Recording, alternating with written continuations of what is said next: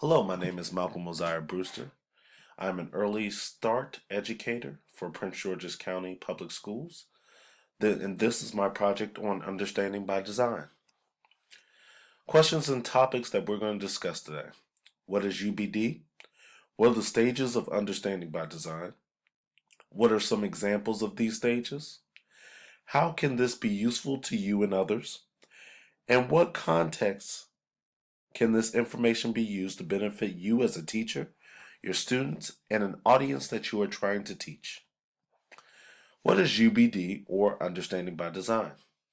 Understanding by Design is a planning technique in which you start from the outcomes and results in order to plan the activities, assessments, and instruction for the lessons that you are going to teach. These are the three stages of UBD.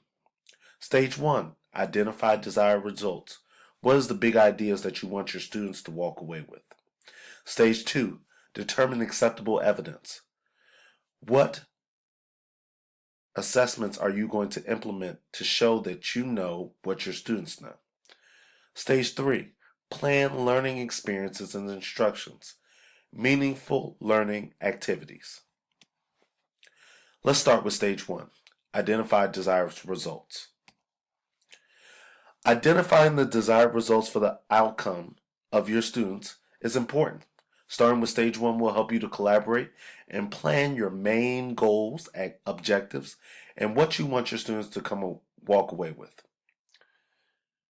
Identifying the desired results will help your class stay on task and eliminate any teacher biases and help you as a teacher to be directly correlated to the main idea and big ideas that you want your students to learn. This stage will establish the big ideas and essential questions that you will engage your students in to maintain active student-driven discussions. Establishing and knowing the skills and standards that your students must learn is essential to staying on task with your schoolwork. The best example that I can think of with stage 1 is collaborative planning. During unit planning, we discuss our goals, skills, and standards we want to cover, and the main idea that we want our students to walk away with. Engaging our students in essential questions is very vital, and it allows them to take ownership of their learning process. My goal mindset is to continue to improve upon student-driven discussions. Stage 2, determine acceptable evidence. This stage 2 is directly correlated to stage 1 because without main ideas and outcomes, we cannot evaluate if our students have learned the information that we wanted them to learn. Finding evidence that supports understanding is one of our most important goals as teachers because comprehension and understanding is the goal that we all seek for our students. Developing assessments that truly demonstrate understanding rather than teaching towards a test is important. Example of stage 2, formative assessments. They're essential for checking in to see what your students know.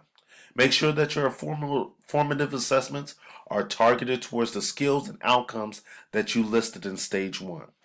Responding to the data will help you to get to know your students well and also learn their learning styles to be able to teach towards their strengths and continue to challenge your students to continue to heighten their educational progression.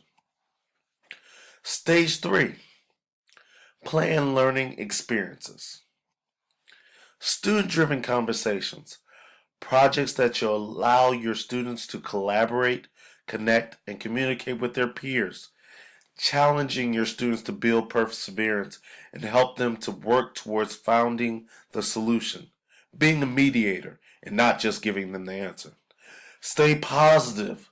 Not there yet is a better way of saying you failed. Failure is not an option. We have to give our students hope and encouragement to keep looking for possible solutions.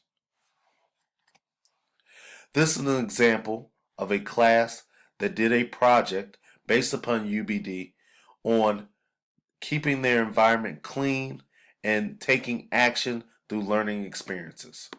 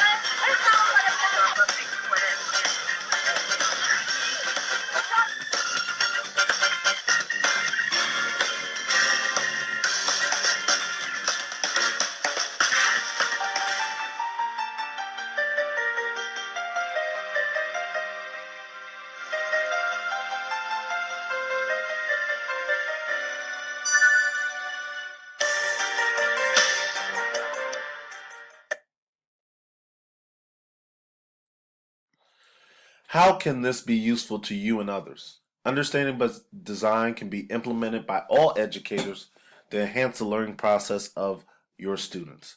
This method has you work backwards to create meaningful classroom activities that are engaging and on task by first establishing your goals and outcomes for your students.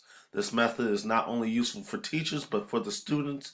It allows them to take ownership of their learning experience and be fully engaged in the process of understanding the big ideas. Understanding by design focuses on learning and not teaching towards a test, but rather teaching standards, concepts, and skills to develop and support their ideas with evidence that is acceptable. Malcolm Brewster as the teacher, me. I like understanding by design because it not only benefits me but my students. This lesson design helps me to stay on task and focus on the big ideas I want my students to learn. It helps me to break down the material with essential questions that will spark conversations and discussions with their peers. Setting up formative assessments also helps me to track their process through observations, checklists, exit tickets, writing down anecdotal notes of things I observe. The phrase not yet comes to mind in reference to my students who are still developing and striving to understand the material and haven't fully grasped it yet. That gives them a positive mindset. Being in a growth mindset for my students is understanding by design. Strengths that I find with understanding by design. This method helps you to stay on task and teach the concepts and standards surrounding around the main idea. This method helps me to make sure that my students are staying engaged, like learner-centered. Working backwards using this technique helps me to stay aligned and connected throughout my assessments, instruction, and main idea. UBD gives me the great opportunity to collaborate with my peers to find out what is useful information and what do I want my students to know. Formative assessments are a great way to track my students' progress rather than solely relying upon summative assessments. Areas of improvement that I found: Prince George's needs to do a better job of showing me what understanding by design is. Until now, I didn't know what it was, and I think this training would be a great training for all of my colleagues. Learner-centered, I find myself also asking my students what would they like to learn. And I find that that motivates them as well. And I notice that that is not incorporated so much in understanding by design. High stakes testing, we can't contradict ourselves. By implementing high stakes testing, we are going against learner centered, we are going against understanding by design. We have to do away with it. Here's some resources that I have that I used. I hope you enjoyed yourself.